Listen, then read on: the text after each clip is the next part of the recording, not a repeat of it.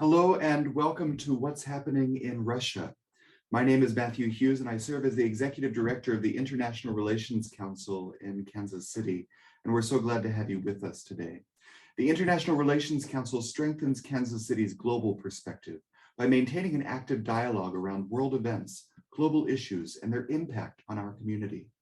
As a nonpartisan educational nonprofit organization, the IRC values informed civil discourse, accessibility, and substance as we work to sharpen our community's 21st century global acumen. Whether you're joining us live or viewing the recording later, we invite you to learn more about the International Relations Council, including our other upcoming events and how to join the IRC as a member on our website at irckc.org. IRC members are warmly invited to join one or more IRC roundtables, a chance to connect with other members, talk about current events in regions of interest to you, and help inform IRC programming. Roundtable members will be invited to a quarterly meeting and receive IRC event information and other updates relevant to the regions they select. Roundtables are open to all members of the IRC, including individual and family members and individuals affiliated with IRC organizational members, like businesses, colleges and universities, and nonprofits. Be as involved as your schedule allows without worrying about whether you can make a meeting or meet a deadline. The point is to connect, explore, and engage. More information is online at irckc.org. With so much going on right now, it's easy to lose track of what's happening around the world, especially in places that have fallen out of the headlines or where news stories are increasingly complicated. We can't predict the future, but we do know the importance of understanding historical background and current global context. No matter your level of expertise, the What's Happening series will offer meaningful explorations on some particularly active parts of the globe. We invite you to deepen your global knowledge and nuance your understanding of what's happening around the world today as we explore what's happening in Russia. We certainly welcome your thoughtful questions through the course of the conversation using the Q&A feature at the bottom of your screen. And do check out and share other IRC conversations as we consider a range of critical issues in the coming weeks. I'm now pleased to introduce our moderator for today's program, who will introduce our speaker and help us to navigate the conversation. Dr. Alan Holloman is Professor of Political Science and Chair at William Jewell College, an IRC organizational member. Dr. Holloman received a BA degree in Political Science from the University of Arkansas, an MA degree in Political Science from The Ohio State University, an MA degree in Russian and East European Studies, and a PhD in Political Science from the University of Kansas. His special interests include comparative politics and American politics. Alan, we're so glad to have you with us today. Please take it away. Well, thank you for inviting me. Folks, we have a great honor today to listen to the thoughts of Ambassador William Taylor. Ambassador Taylor is Vice President for Russia and Europe at the United States Institute of Peace. He has served earlier in his life on the staff of United States Senator Bill Bradley. Ambassador Taylor is a graduate of West Point and Harvard University's Kennedy School of Government. He has served this country as an infantry platoon leader and commander of a company in the United States Army in Vietnam and in Germany. Ambassador Taylor has also served as the United States government's representative to the Mideast Quartet, which facilitated the Israeli disengagement from Gaza and parts of the West Bank. He served in Baghdad as the first director of the Iraq Reconstruction Management Office from 2004 to 2005, and in Kabul, Afghanistan, as coordinator of international and U.S. assistance to Afghanistan from 2002 to 2003. Ambassador Taylor, during the Arab Spring, oversaw U.S. assistance and support to Egypt, Tunisia, Libya, and Syria. Ambassador Taylor was also coordinator of United States assistance to the former Soviet Union and Eastern Europe. He served as the United States ambassador to Ukraine from 2006 to 2009. And in 2019, he served as chargé d'affaires at the U.S. Embassy in Kyiv. He is an experienced, noble public servant. In short, he is a great American, meaning an American of consequence, who understands something about Ukraine, who understands something about Russia. And he's going to talk to us today about the Russia-Ukraine war from a Russian standpoint and help us get inside Putin's head. So put on your rubber boots. Here we go. The IRC is honored to welcome Ambassador William Taylor. Take it away, sir. Professor Howland, thank you very much. Very kind introduction. I'm honored to be here. It's great to have the opportunity to talk with you and Matthew and IRC. This is an opportunity for me to talk a little bit at the outset, as you say, and I'm glad to give a couple of remarks at the beginning. But then I look forward to both your questions and questions from people that are tuning in. Matthew said that you guys are interested in particularly active parts of the world. Well, Ukraine and Russia are particularly active parts of the world. And I will start off, as Professor Hollivan said, and talk a bit about Russia. I am sure I will get into, I can't help but getting into the Ukraine story. But the Russia story is an interesting one, in particular, Mr. Putin's thinking about this. And as Professor Holloman and I were having a brief conversation just before this, and I said, and he agreed, that no one can get inside of Putin's head. We can infer some things about what he's thinking or what he was thinking by things that he said, certainly things that he's done. But also things that he's written. So there's some evidence that we have to go on to be able to try to answer that question. Let me say at the outset, I will not try to be objective. I will not try to be neutral between Russia and Ukraine or the rest of the world. Because I don't think it's possible to be neutral, and you will sense that as we go through my part of the presentation, the beginning of this presentation. But then I fully expect Professor Holloman and others who will be asking questions to challenge that, lack of objectivity or lack of neutrality. I don't profess to be indifferent between the Russian motivation and the Ukrainian motivation, and you will see why. And let me just start off with that. I think President Putin has made a strategic blunder. I think he has made a horrible mistake for Russia. I think Russia will suffer for generations because of this blunder that President Putin has gotten himself into, has gotten Russia into. By invading Ukraine on the 24th of February of this year, President Putin has brought on himself disasters, military disasters, economic disasters, financial disasters, and could well be political disasters. Let me just go through this a couple of short sentences on each of those. On the military side, President Putin undoubtedly thought that he would be able to send his vaunted Russian military against this insignificant Ukrainian military and face no resistance. President Putin thought he could send his military right down the river from Belarus, from Belarus south into Kyiv, the capital.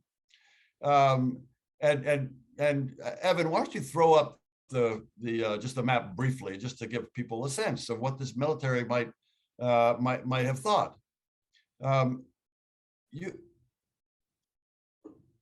You can see there, right in the middle of the country, Kyiv, and due north of that, up the river, up the Dnieper River that goes all the way to the Black Sea, but it goes right through Kyiv, is where Putin sent his Belarus and also from the northeast. So he sent his forces into Ukraine on the 24th of February with the expectation that they would face minimal resistance. And he was sorely disappointed. the Ukrainian military fought fiercely, and it turns out successfully in this first phase. The Ukrainian military pushed the Russians back out of their country, back into Belarus, back into Russia. The Russians had initially taken Chernihiv, which is that city to the northeast of Kyiv.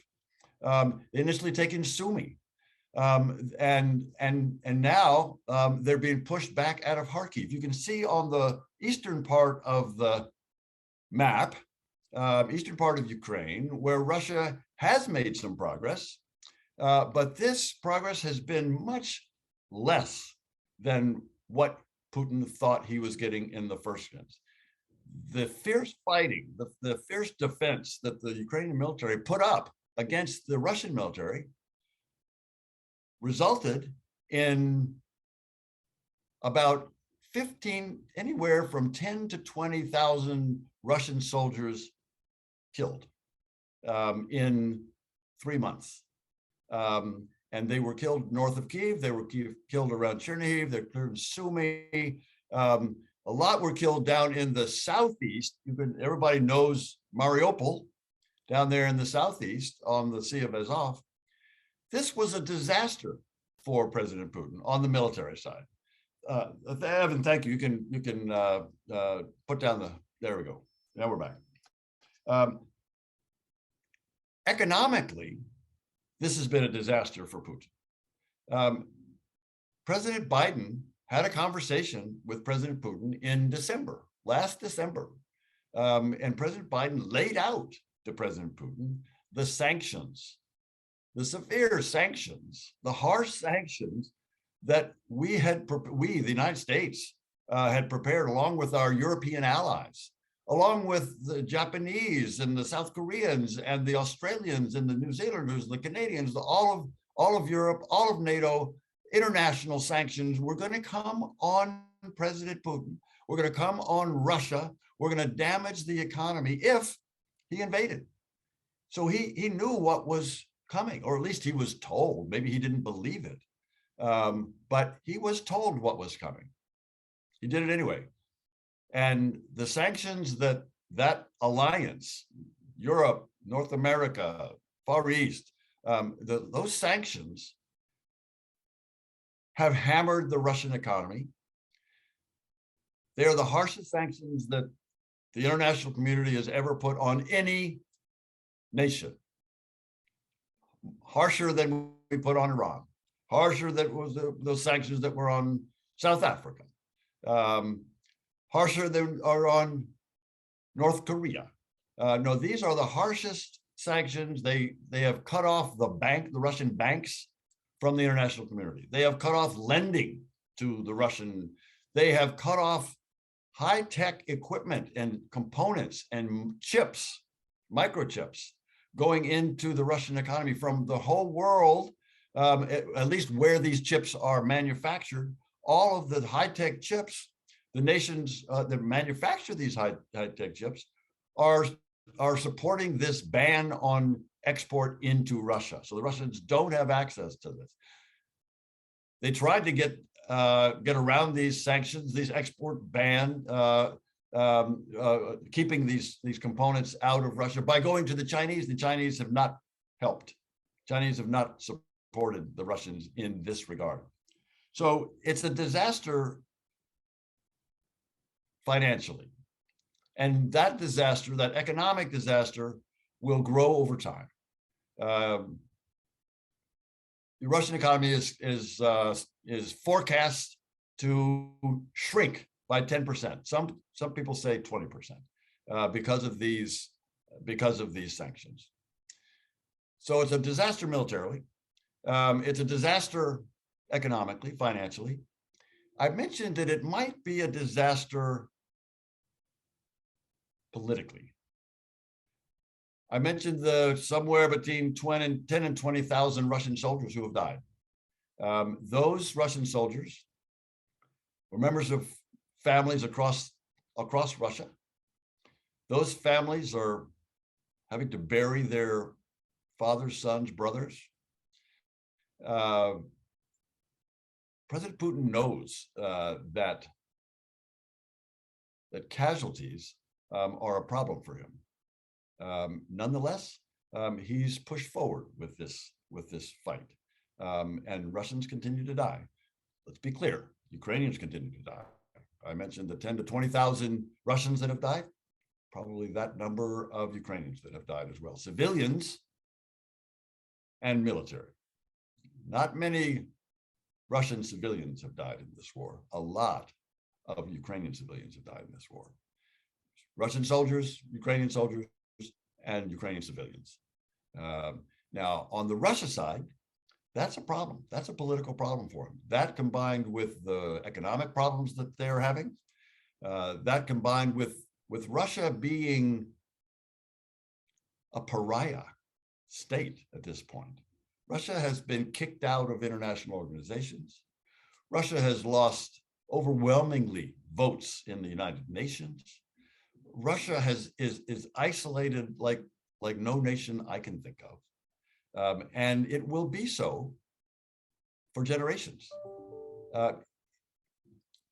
So this gets to the question that Professor Holloman asked. What's he thinking? What could President Putin have been thinking to do all this, to make this strategic blunder, to send his forces into Ukraine?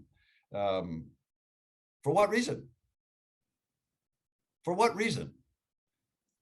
The Russians tried to provoke the Ukrainians into attacking. They failed. The Russians could not provoke the Ukrainians. The Ukrainians resisted the temptation to fight, to take the first punch. They didn't. President Putin had no justification for this invasion. What was he thinking? He's indicated, as I indicated earlier, we have some view into what President Putin was thinking. President Putin has this almost mystical obsession with Ukraine. In the first instance, he doesn't think Ukraine's really a nation. He doesn't think Ukraine is a separate people.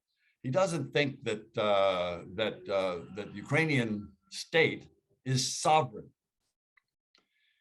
He thinks it's really just part of Russia. It's real. The Ukrainians are really just little Russians.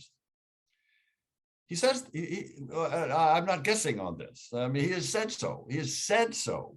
He has written so. He published a 5,000-word document last summer where he said so. Before he invaded, he said it again. They're not really a nation. And he says they're really just Russians. And if there are any people in Ukraine, President Putin says, who don't admit, don't agree, don't profess, aren't proud to be Russians, they must be Nazis. That's the way President Putin thinks. The people in Ukraine are either Russians at heart, and they'll be glad to come back into the Russian fold, or they're Nazis and they should be killed. That's what's going through. That's what he said. I'm not putting words in his mouth. This is exactly what he has said. So that failure to recognize that the Ukrainians are a people whose history goes back farther than Russian history. 3 sentences on Ukraine history and Russian history. The civilization out of which Ukrainian nationhood emerged and later Russian nationhood emerged, the civilization was a Christian, Slavic civilization that began, it was known as Kievan Rus because it began in Kyiv, the capital of Ukraine, in the 9th century. And in the 10th century and 11th century, that civilization, a very sophisticated civilization, built, again, on Orthodox Christian foundation, built a beautiful cathedral that exists today, current version exists today in the center of Kyiv, called St. Sophia's Cathedral. It was completed in about 1054. In 1054, when in the middle of Kyiv was built this beautiful cathedral. In 1054, Moscow was a forest. Moscow was a swamp. There was no Moscow. There were no Russians. The Ukrainians are proud of their history. They're proud of Kyiv. They're proud of St. Sophia's. They're proud of the origin of the Orthodox Church in Kyiv and in Crimea, down on the part of Ukraine that's now occupied by the Russians, down into the Black Sea. Ukrainians are proud of their history. They're proud of their language. They're proud of their heroes. And now they're proud of their independence, because they've been dominated over the centuries, one way or the other, by the Russians, by the Tsars, by the Soviets, now attempt by Putin. And they are proud to be independent. They're proud to be free. They don't want to give that freedom up. They don't want to live under Russian control as they did before, as their parents did before, as their grandparents did before. They don't want to give up. So that's what President Putin didn't understand. He thought they were just little Russians and they would welcome him in to be liberated. Well, they didn't welcome him, and they killed the Russian soldiers that tried to come overrun the country. So that's something of what he was thinking. He didn't understand Ukraine. He still doesn't understand Ukraine. Let me just do, Professor Haldeman, let me just do a couple of more sentences on why I think Ukraine's important for us and why the outcome of this war is important for us, for us as Americans. Why should we care? We should care for the reasons, some of which I just said. That is, Ukrainians are fighting for values that we care about. Ukrainians are fighting for the right to be free, right to be sovereign, right to make their own decisions. They've been independent for 30 years. They've been pleased, proud, happy to be independent of Russia for 30 years, since the Soviet Union dissolved in 1991, 1992. And the Ukrainians and the other former Soviet nations have been freed of domination by the Soviets before and by the Russians. So the Ukrainians are fighting for that freedom, for those values, democratic values. Ukraine's a real democracy. It's a raucous democracy. It's a flawed democracy. It's got big problems, as we all do, but it's a democracy and it wants to stay one. It wants to stay an independent democracy, and it wants to join Europe. Ukraine wants to be part of Europe. Ukraine's history is a European history. It's not a Eurasian history. It is a European, and Ukrainians want to be in Europe. And they're fighting for values that we support. They are also fighting to protect Europe from an expansionist Russia. Russia, we've talked a little bit about Russian history, and Professor Haldeman knows Russian history much better than I do, and he can talk about this, and I hope we will get into this. But Russian history, way oversimplified, has been characterized over the centuries now, not just over the past 30 years or even the past decades or the past century. No, over centuries, Russia has been ruled by autocrats, has been aggressive against neighbors, has been expansionist, has grown from that little Moscow. Again, Moscow was formed well after Kyiv was formed, after the Ukrainian capital was formed. But Moscow expanded, as we know, over the centuries.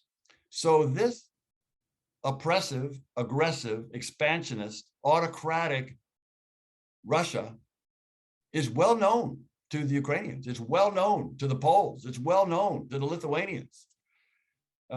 And the Poles and Lithuanians and other East Europeans quickly moved into Europe, into NATO, into the European Union when the Soviet Union disappeared, and they were suddenly free. And Ukraine wants to do the same. Ukraine wants to join Europe. And we support that democracy as it fights for its freedom. We support that. We support Ukraine as it defends the eastern part of Europe. It defends the eastern part of NATO. And if Russia were to succeed in overrunning Ukraine, so far they've failed. I think they will continue to fail, but should they succeed, if they were to succeed, then they wouldn't stop there. The next stop would be Lithuania, Latvia, Estonia. The next stop would be Poland. Next stop would be Slovakia. Just a side note, the Finns and the Swedes, they know this history. They know the Russian history, and they have been horrified. The Finns and the Swedes have been horrified to see the Russian invasion of Ukraine. It's a horrible invasion, and they're horrified. And they've been neutral all this time, since they've been neutral for generations. And they've now concluded that Russia that they know, aggressive, expansionist, autocratic, oppressive, is a danger to them. And they now want to join NATO. They now want to have the collective security that NATO brings them. Just like the Latvians and Estonians, the Lithuanians, like the Poles, like the Bulgarians or Romanians, and like Ukraine would want. So Ukraine is defending Eastern Europe from an aggressive Russia. And if they somehow succeed in taking Ukraine, then NATO will be vulnerable, and will be vulnerable as well, because we have our allies there. Last thing I'll say about why we care about Ukraine. United States, Americans, we support our troops. We support our soldiers and our sailors and our Marines and our airmen, because they're fighting for us. The wars over our history have been fought by soldiers fighting for us. Those soldiers and airmen, they're on the front lines. Most of us are not. They're on the front lines, and we support them. They're fighting our fight. The Ukrainians are on the front line. The Ukrainians are on the front line. They're fighting our fight. They're not asking for US troops to be fighting beside them. They're not asking for NATO troops to be fighting beside them. What they need are weapons. What they need are weapons so that they can defend themselves from the Russians. And we're providing them. We should be proud. We should be, and I am proud of the United States support for Ukraine. And I am horrified by the Russian aggression against a peaceful neighbor. Unjustified attack on no rationale for that invasion. And I'm horrified by that. So that gets us back to Putin. And I will wrap up here, Professor Holloman. President Putin is in trouble for the reasons that I outlined at the beginning. He's in trouble economically. He's in trouble from a military standpoint. He's fighting at a standstill now, in particular in the East, gained something in the South, really defeated in the North. He's got big problems militarily. He's got big problems economically. He's got big problems politically, because the Russian people are starting to figure out that their country is at war. President Putin has not been willing to say war. Fact is, you can go to jail in Russia if you say that the Russians are at war with Ukraine. You can go to jail for saying that. But President Putin says this is a special military operation, just going down there to clear out some Nazis in Ukraine and bring Ukraine back into the fold. That's what he's saying. And the Russian people are figuring it out slowly. and he could be in trouble. So, Professor Hoffman, let me stop there, and I'd love to have your questions, and I'd love to have any of the questions. I hope that something that I've said, some angle of what is there's people out there saying that's just wrong. I want somebody to say that, and I challenge this, but I believe it, but I'd be happy to debate it. Well, Winston Churchill once said, and he actually did say this, there are no experts on Russia. There are only those with varying degrees of ignorance. Right. Okay? And that's actually true. I've been in this business a while, so I know we're all going to be wrong at some point. Thank you for those observations. I have a few questions for you, though. Why President Biden calls President Putin, warns him about sanctions. Putin is hearing intelligence from his own intelligence sources in Ukraine. Putin's not a stupid man. Why would he still decide to roll the dice? He's not an irrational actor. He has an objective. He's taking steps to achieve that objective. Now, the objective may be crazy in our view, but to him it's not. Why do you think, as someone who's experienced in this, would he still decide to roll the dice? It's a great question, and no one knows the answer to that, but I'll tell you what I think. I think he totally misjudged and misjudges Ukrainians. I think his intelligence, and you're probably right, Alan, that his intelligence officers and services, who are made up of smart people as well, they may have wanted to tell Putin that his view of Ukraine was not right. I mean, they must have known, at least the intelligence services and the military intelligence services in particular must have known what some of the capabilities that the Ukrainians had. But in this form of government, Putin he's totally in charge. You will know this better than I. To try to tell someone who's totally in charge that they're wrong about what they think about Ukraine. And again, he's been explicit. So I mentioned that 5,000 word document, which you probably read part of as well last summer, where he said Ukraine's not really a nation, not really a country. They're sovereign only under Russian control. That they're just it was a mistake, he argued, for there to be a separate nation. They shouldn't even be a nation. It was a mistake, which he wants to fix. So Putin wants to fix this, and he has told his security services and his military what he wants done.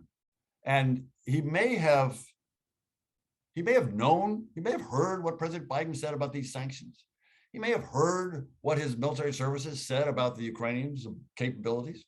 He obviously didn't believe it, or discounted it, as you say. Maybe his calculations of costs and benefits are different from ours. He's not, I agree with you, he's not irrational.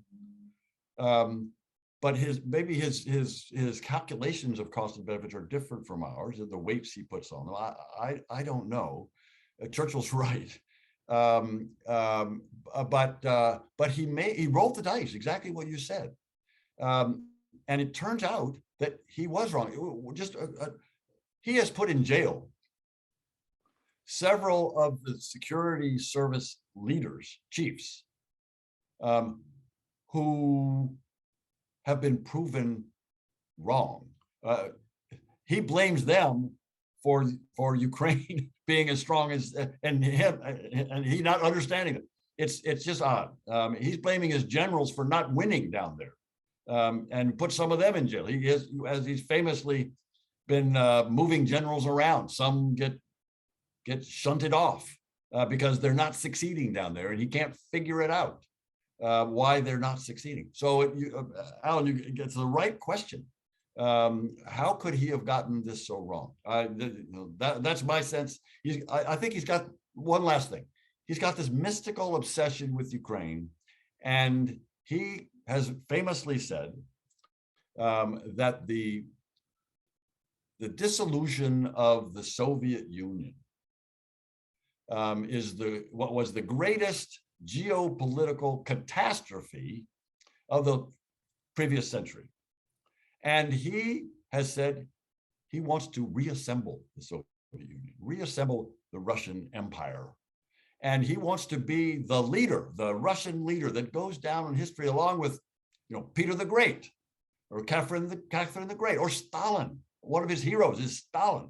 Hard to imagine, but that's, he wants to go down in that category. He's going to go down sometime. He knows he's going to die. He may be sick right now, but he wants to be seen as a great Russian leader. And the only way, the most important way that he can be that leader and succeed is to dominate Ukraine. Ukraine is the jewel. Ukraine is the key. So that's what he wants. And he wasn't listening to anybody who told him otherwise. Okay.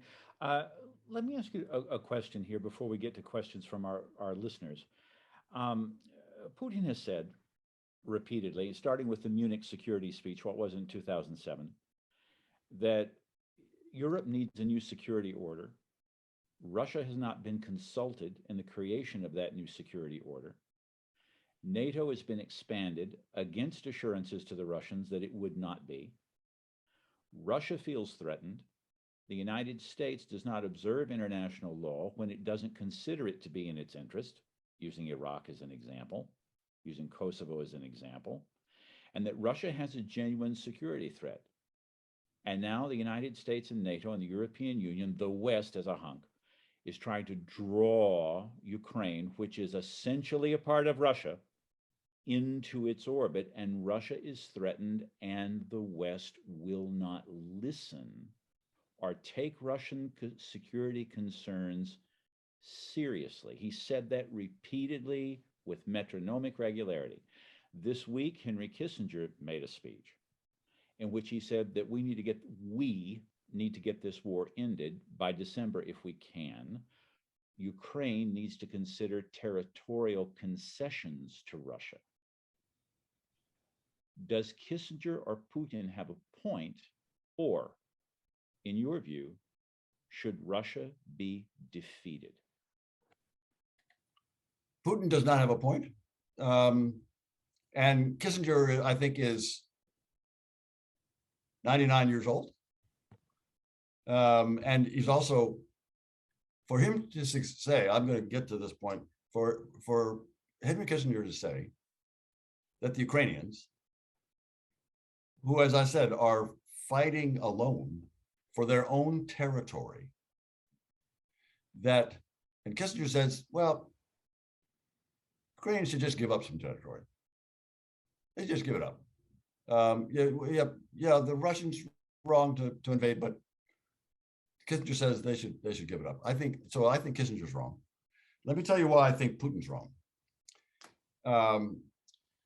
Putin, and not just Putin. There are others, the so-called realists, the Mearshheimers of the academy, will say, in essence, it's our fault. It's the West's fault. We provoked the Russians. As you just said, Alan, we tried to pull those East Europeans into NATO. We are trying to pull the Ukrainians into NATO. And the Russians are justified in invading because they were provoked. I think that's wrong. I think it's demonstrably wrong. One of you said that some people Putin alleges, that the Americans told the Russians after the Soviet Union disappeared, dissolved, imploded, that we would not expand into Eastern Europe. Well, it turns out there is no document that says that. It turns out there was no agreement that says that. James Baker has said, so the former Secretary of State has said that he explored some ideas with Gorbachev, and even Yeltsin later about floated some ideas. There was no agreement that NATO would not move to the east, and in my view, there shouldn't have been. So let's remember what happened in 1991, 1992. Soviet Union imploded. As I mentioned earlier, the Poles and the Czechoslovaks at the time, they were, the Hungarians said, we are now free. We're no longer bound by the Warsaw Pact. We're no longer under control, occupation in some real sense, by the Russians. So how can we be sure that we're secure? These East Europeans asked themselves. And they said, we need security because we know Russian history. We know that they're autocratic, they're aggressive, they're oppressive, they're expansionist. We are vulnerable to that Russia. We will always be vulnerable because that's who they are. And how can we defend ourselves? We can apply, the East Europeans, can apply to NATO. NATO then received those applications, and NATO said, well, if you meet certain standards of how your military is run, that is civilian control of the military, for example, certain principles of kind of a democratic military, certain standards of democracy, then yes, you can come into NATO. It's you're applying. If you meet the standards, we'll say yes. And that happened several times. That happened then in the Baltic states. And they said the same thing, that they would like to join NATO. And we said, meets the standards, you can come in. The Finns and the Swedes, as I just mentioned, they've noticed the same thing. They see this invasion of Ukraine by the Russians unprovoked. And they say, yep, that's the Russia we know. Turns out that Russia was always there. And so going back to this question, Alan, that people have raised, that you asked, have we listened to the Russians? Well, yeah, we've been listening to the Russians, and we've made some proposals, some suggestions. We have said, okay, we hear you. You want to be sure, you Russia, you Putin, want to be sure that there are no missiles in Ukraine. You want to be sure that there are no nuclear weapons in Ukraine. You want to be sure that there are no NATO bases in Ukraine. You want to be sure that NATO bombers or American bombers don't come close to Russian territory. You've said that. That's in some of the treaties that you put down, draft treaties. We've said, yeah, we're glad to have that conversation. We'll commit not to put nuclear weapons in Ukraine. We'll commit not to fly our bombers close to the Russian border, if, of course, you don't put nuclear weapons in European Russia, and if you don't fly your bombers near the border. But yeah, we're happy to address those concerns. They've got concerns, legitimate concerns. We're happy to sit down and talk about those. What we're not happy to do is accept an invasion of a nation that was peaceful, trying to be peaceful, trying to develop its own economy, its own democracy, and be invaded for reason. Now, let me just go back to Kissinger, and this is not the first time he said this, and others have said this too. That is, Ukrainians should make concessions. Ukrainians should give up parts of their country. Ukrainian people are overwhelmingly opposed to that. Ukrainian people, again, are proud of their country. They're proud of their history. They're proud of their military. They're very proud of their military. And it seems to me that we should support them in their decision to fight on in their decision to negotiate or not, in their decision to make concessions to the Russians who invaded them or not. They're the ones fighting for their nation. They're the ones that are dying. And for Henry Kissinger to suggest that what President Zelensky should just do is concede, make concessions, appease. It's appeasement. We know, you know the history better than I. To try to appease the Russians in this is a mistake. It's a mistake. So I disagree with President Putin. You won't be surprised. I disagree with Henry Kissinger. Maybe that is a surprise. But he is 98 or 99, or he's old. I'm getting old. A little older than dirt. Older than dirt. A little dirt. A question here from someone in our audience here. In your view, how much did the Trump administration embolden or have some responsibility for Putin invading Ukraine?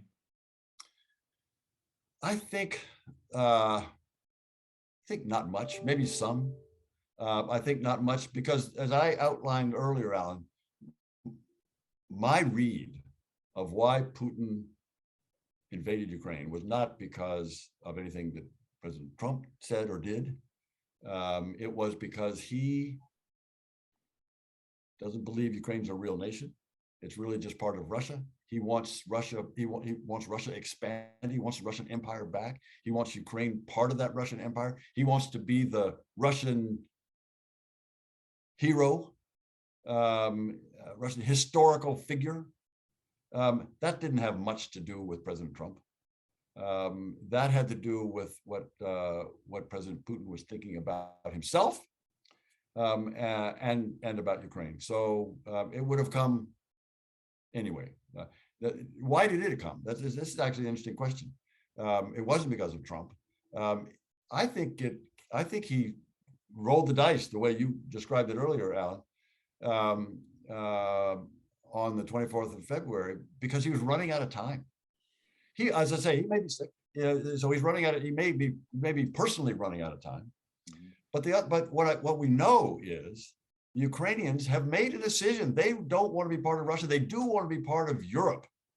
And every day, month, year that was going by, the Ukrainians were closer and closer to Europe, more engaged, more a part of, more adopting European standards, European markets, European business practices, and less in control of the Russians, less and less in the sphere of influence of the Russians.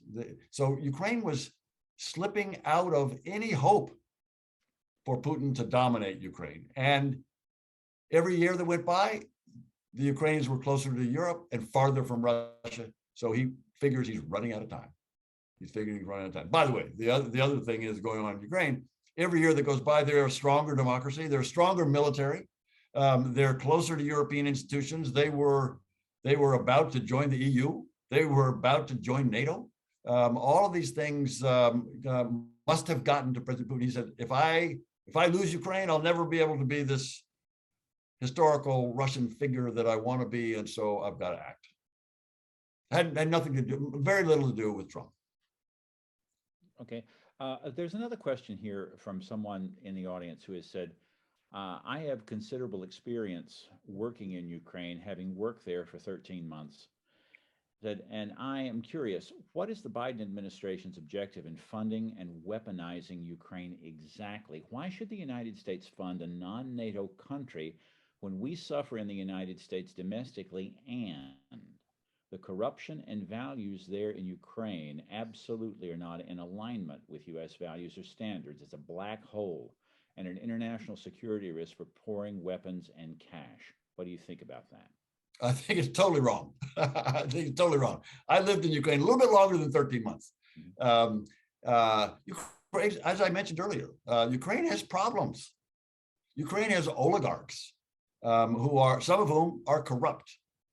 The Russians have bigger problems with corruption, but the Ukrainians expose it more because the Ukrainians have a free press. and they go after these corrupt oligarchs. So we know a whole lot about the corruption in Ukraine. We don't. People like Navalny are the only ones that can expose the corruption of Putin and that gang. But so I'll say that the Ukrainians, yeah, they got problems. They're a real democracy. Whoever, I'd like to know the guy's name. I can who asked the question, but they're a real democracy. They're a real democracy and they have real debates about issues. And just as an example, their presidential elections are characterized by candidates from the East succeeding in one election, candidate from the West then succeeds in the next election, different party, different part of the country.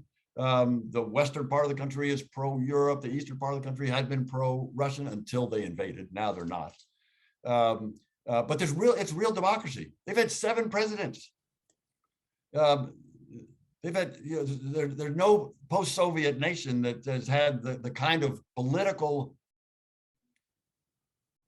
maturity as Ukraine, in that they have a real democracy where parties debate and elections go each way. Every time it's been from the East and then from the West, East, West for 6 times. So it's a real democracy, and they do have our values. Whoever asked that question, they are incorrect. The Ukrainians do have our values. Fact is, they have our values in favor of democratic form of government, of sovereign nations making their own decisions. They are committed, so committed that they're probably losing 10,000 soldiers and civilians to fight for those values, to fight for that independence. And we should support them. Yeah, we've got problems. There are issues that we should be working on here in the United States. We are. And we're doing both, is the point. We are both supporting this democracy that is fighting an autocrat in Europe, so that autocrat does not threaten our allies and us. And that's why we're supporting the Ukraine. They're on the front line, as I say. It's a democracy, a committed democracy that's on the front line, and we should support it in my strong view. Another question for you, Ambassador. Should the United States and NATO assist the Ukrainians to defeat Russia? And do you think Putin would accept a defeat in Ukraine? The United States should support Ukraine in ways in order to have them be a sovereign, independent nation. They can then decide, if they're sovereign and independent, if they want to be a democracy. They've been very clear that they do want to be a democracy.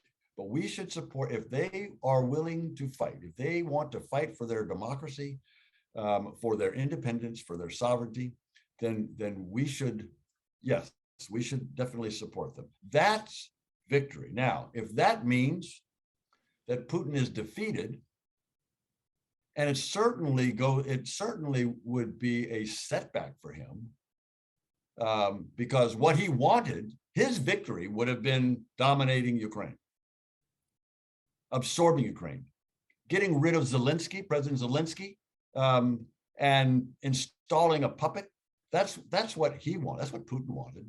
Putin, that was victory for him. So if that's victory, and if not getting that, not achieving that is defeat, yeah, we should defeat that, because we should, our victory, the Ukrainian victory, is a sovereign, independent nation. And if that means that Putin is defeated, I'm not sure it does. He had nothing. He could live forever if he wanted to next to a sovereign, independent Ukraine. It'd be better for him. Right now, Putin has created such a hostile nation on his border, and it will be hostile for generations. Ukrainians hate him. Ukrainians are unified against Russia and against, in particular, Putin, like never before, and Putin's done that. And if our support for Ukraine's independence and sovereignty is a defeat for Putin, then yes, then that's fine with me. And then you ask, will he accept it? I don't know if he'll accept it. And Churchill's right. We don't know what goes on in his head. He could accept it. He could say, I've achieved what I wanted to do. I have gained some territory here.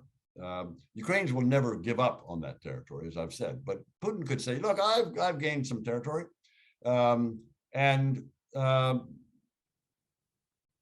he might even be able to say that he's got some acceptance by the United States and NATO along the lines that I mentioned earlier, that they won't. They've agreed they won't put nuclear weapons in Ukraine, and the bombers won't fly close, and will notify each other of exercises. He can say our security concerns have finally been addressed, and he could convince Russian people that that's good enough. That's good enough. That's close to what I wanted, and he could do that. I don't know if he will, Alan. I don't know what's going on in his head. But I disagree a little bit with the Biden administration, who has said that their goal, like Secretary Austin said, that they want to weaken Russia. That's not. I don't think that's the right statement of the goal. The right goal is to have is to support Ukraine so that they can be free and independent and sovereign. And if that means Russia's weakened, okay, that's okay with me. But that's not the goal. The goal is what we're fighting for, a principle here of sovereignty, of democracy, of freedom, of independence, which we believe in, and are willing to support the Ukrainians when they believe in it. But when they succeed, when the Ukrainians succeed, and I think they will, I think they in the end will succeed. Maybe sooner. The Russian military is not doing so well. The Russian military, as we've said, is not doing so well, certainly in the north. And those Russian soldiers have been in the field for a long time. They may crumble. The Russian military may have a catastrophic failure. But even if it takes long, if it's a stalemate, in the end, Ukrainians will succeed. And then it's the right question that you ask. What's Putin's view? Putin's view is he's still going to go back, even if he's set back for 3 years, 5 years, 8 years. He's not going to give up if he's still alive. He's not going to give up on dominating Ukraine for the reasons that I said earlier. That's what he needs to be a great Russian hero, a great leader, is to bring back the lands, regather the lands back into their empire. And Ukraine's the important piece of that. So even if he fails to do that this time, he'll be back. So then the question is, it goes back to the question about European security architecture. How do we then figure out how to avoid another terrible war like we're seeing now? Okay. One final question, because we're running up on the end of our time. It's from one of our audience here. Ambassador Taylor, what reforms are needed in international organizations, for example, like the United Nations, that might help deter this sort of invasion in the future? A great question. That's what I was getting at right at the end there. There needs to be a new structure somehow in the international relations. Clearly, the current structure is not working. So the UN, United Nations, was meant, and in particular the Security Council, was meant to be the place, the organization, the council that could actually do things to prevent or stop wars. Well, it didn't. It failed. And it will fail every time the Russians want to invade someone, because they will just keep the Security Council from acting. They'll veto any, as they did. There was 11-1, the condemnation of the Russian invasion of Ukraine. And that one, of course, was Russia. The Chinese didn't even support them. The Chinese didn't even support them. So it's 11-1 in the Security Council. just while we're on that, while we're on the UN, it was 141-5 just to condemn the Russians in the General Assembly. 141-5, and the 5, of course, were Belarus and Syria, North Korea, Eritrea, and Russia. So they're totally isolated, but the UN was not able to do anything, even as isolated as it was. The UN couldn't do it. So that's the right question, your questioner asked, how to fix the UN. And I don't know if it's fixable. I don't know if you can fix the Security Council. The flaw in the Security Council, an aggressive, autocratic Russia doesn't abide by any rules, invades its neighbors, and it's on the Security Council. I'm not sure that's fixable. So maybe we have to think about some other way. Now, the other, we have other structures. We have the OSCE, hasn't been particularly effective. But before we leave the UN, let me say that there are other things that the UN does that are good things. I mean, the UN's trying to do something about the food crisis that the Russian invasion has caused. The UN tried to do, and maybe even succeeded in getting some humanitarian corridors. I think Guterres was able to help get some civilians out of Mariupol by using his good offices to negotiate humanitarian corridors. So the UN does some good things. It does good environmental work. It does food security. It does humanitarian. Does good development work in a lot of places, but it doesn't stop wars. At least it doesn't stop wars that the Russians cause. So there needs to be some real thinking about how to do that. All right. Well, on that bright note, I will close and toss it back to Matthew. Thank you, Ambassador Taylor. Thank you, Professor Holland. Thank you. Alan, thank you so much. And Ambassador Taylor, thank you so much. We certainly look forward to welcoming you back to Kansas City as your schedule allows. We've enjoyed your past visits. And thank you so much for your illuminating remarks and observations today as we all continue to try to figure out what is happening in Ukraine and in Russia. Everyone, thank you for joining us today. We hope that you'll continue with the What's Happening series in the coming weeks as we look at other countries and areas of interest around the world. Do check out our website at irckc.org. Thanks so much.